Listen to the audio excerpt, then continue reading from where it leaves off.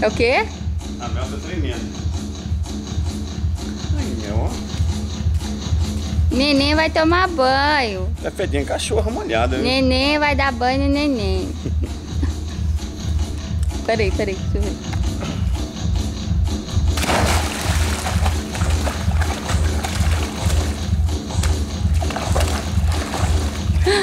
Tarzan quase morreu aqui uma vez. Morreu de quê? O ar ali. Aí, Mel. Espera, Mel. No way back home. Mass media, total control.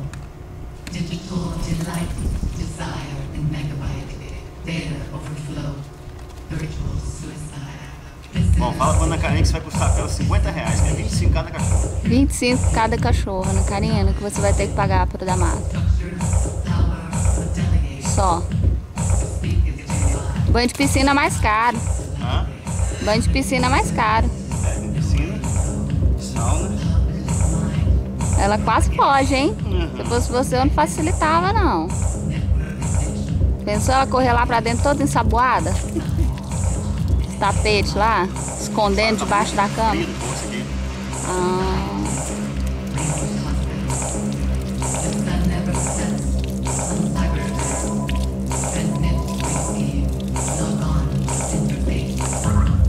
Quietinho, Mel. Quietinha. Quietinha, baby. Vem, tá? Calma.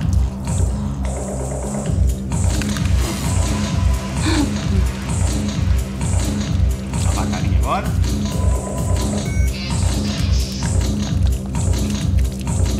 Escovar o dente. Ai, meu Deus. Tadinha. Lavar a priquita e o bumbum. Espera, não. Espera! Espera! Se você fugir, você cai na piscina! Meu Deus do céu. Aí, enxagou. Passa o amaciante agora. Tadinha dela, do mistério. Ah, não. Agora ela vai Calma, Mel, vem que é no sol aqui, fica. Vem. no sol, tem que ficar. Vem. Vem, Mel. A outra, ela tem que estar feia.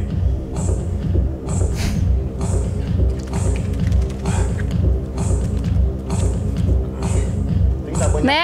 Mel. Fechada, não.